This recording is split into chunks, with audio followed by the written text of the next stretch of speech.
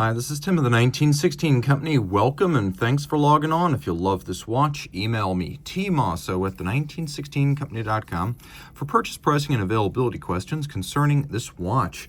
Today, a personal favorite from de Bethune of Lauberson, Switzerland, a 2022 launch made in 50 pieces. It's actually made of a combination of DLC blackened zirconium, hardened steel coated in DLC, and fired yellow titanium. Combine that with the sapphire, and you have a dazzling mixed material watch known as the Bethune DB28GSV2JPS. So the DB28GSV2JPS features the famous John Player Special Lotus Formula One livery of the 1970s. So JPS is a sideways nod to the motorsports inspiration of this watch, which is the closest thing de Bethune has ever done to a car-themed timepiece. Of course, it is a dive watch, and we'll get a little bit deeper into that, pun intended. But first, let's talk about the fit. 44 millimeters in diameter. It's probably thinner than you think. It's definitely thinner than it looks at 13.1 millimeters thick. With the lugs at full extension, they are 54.7 millimeters across the wrist. Full compression, 51.3. And then it is a 26 millimeter spacing in between the lugs. On the wrist, you get a better sense of the watch's thickness. It is thinner than you expect. Remember, a Submariner, no date, is about 12.8. So this is 13.1. If you know that, you'll know this. Now, the lugs, as you could see, are variable geometry. That is a long-running patented element that de Bethune has featured on watches since the DB26 of 2008, and it does allow the watch to fit well even on a smaller wrist like mine. And you can see in profile, it actually will fit underneath most sleeves. And then down the barrel, the lugs are not out over the edge of my wrist. Now, the strap is something that I haven't sized down and buckled, so I'm pulling it kind of tight, which makes the watch look broader than it is when viewed from over the top. The watch comes with a rubber strap, don't worry. You're not going to have to swim with this leather-lined strap. The rubber one is best used for aquatic activity, and if you want something a little bit more rugged or maybe a little bit more tactically inspired to match the blacked-out aesthetic, you've got textile on the top, you've got a leather gusset sewn in for strength, and then on the bottom you've got the calfskin. No crimping, no gouging, brand new DB factory strap. We've got a buckle to match the watch, blackened and fired yellow titanium right there. You can see de Bethune branded. De Bethune buckles generally match the design of the watch. So you can see the lugs, then you look at the buckle and you realize these two things were meant for each other. You have these little torpedo tips on the end of the lugs, the last styling remnant to the original DB1 chronograph from 2002. These little torpedo tip lugs have become the signature of the brand, and they have been used since the inception of the company on most of the models, not all, but most. The lugs are made of hardened steel. It's actually heat tempered. That's then been coated with diamond-like carbon. So if you're familiar with Zinn's tegament process, when they use hard black or a DLC coating, Zinn always uses hardened steel under it, because otherwise having a super hard coating on soft metal like conventional 316 stainless steel, any impact against the surface is going to cause whatever is under the DLC to indent, which is going to cause the DLC, which is hard but brittle, to fracture.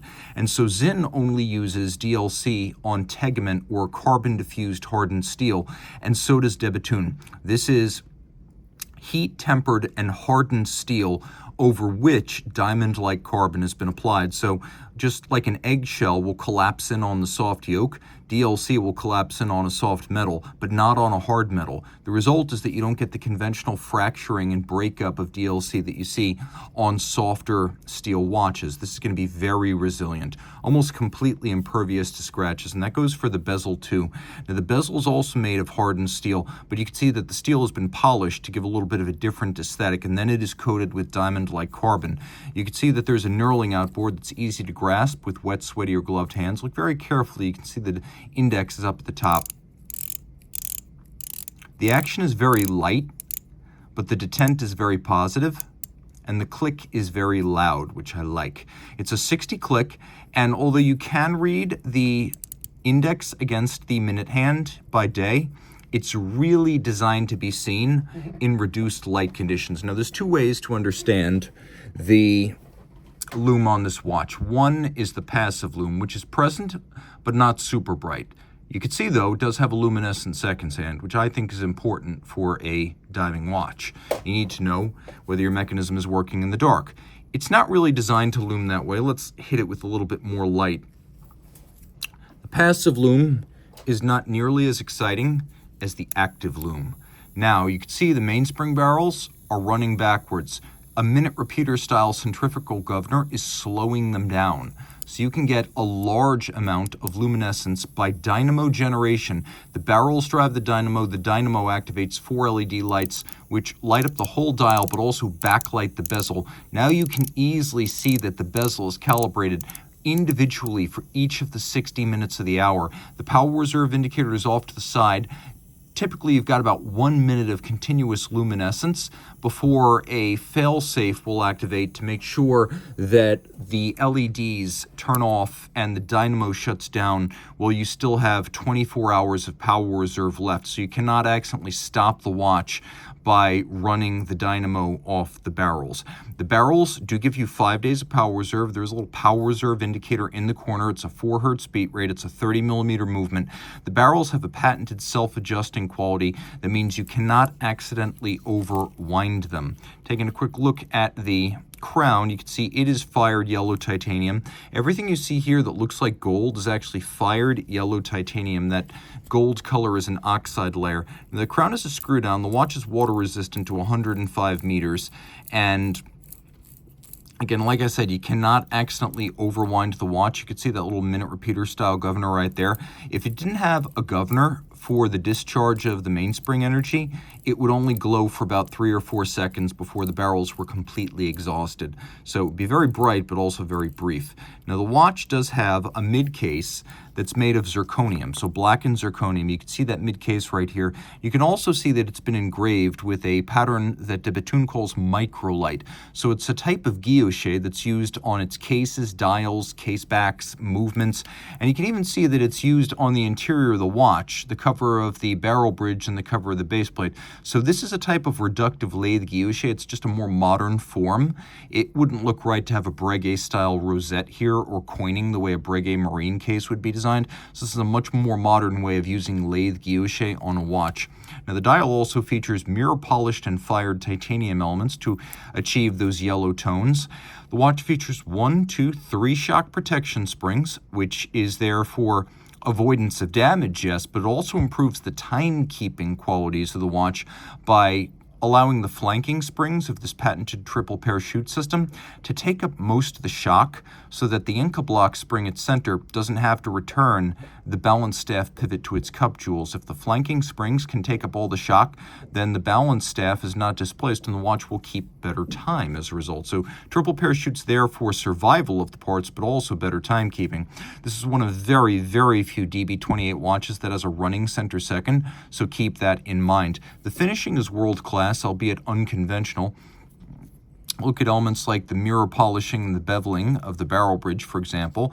If you look at the springs flanking, you'd see those have been satinated on their tops, polished on their side.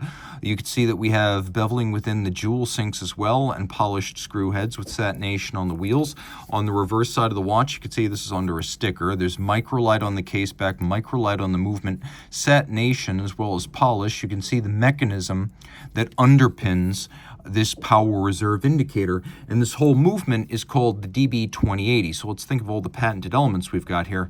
We've got triple parachute shock protection, we've got floating lugs, we've got dynamo lighting, we've got self-adjusting barrels, we've got a patented titanium and white gold balance that minimizes the effect of temperature change on timing, maximizes the percentage of mass in the rim, and also, to the extent possible, minimizes the effect of aerodynamic drag on timing. That balance is patented, and it's fired yellow titanium here in contrast to the usual fired blue. And then we have a hairspring that's de Bethune's own patented terminal curve, and they actually shape that by hand and then micro clamp it to the inner spiral. So it breathes concentrically like an overcoil, but it also has the flat thinness of a flat hairspring and the greater resistance to shock of a flat hairspring. So there is a lot going on inside this watch. You've got over half a dozen individual patents. You've got hard metal with DLC coating. You've got dive watch aquatic capability. You've got the crazy dynamo lighting system, and you've got a watch that is one of a kind with a little bit of a motorsports overtone to it, which I find profoundly cool. So if you love this watch, reach out to Team Mosso at the 1916company.com for purchase and pricing details.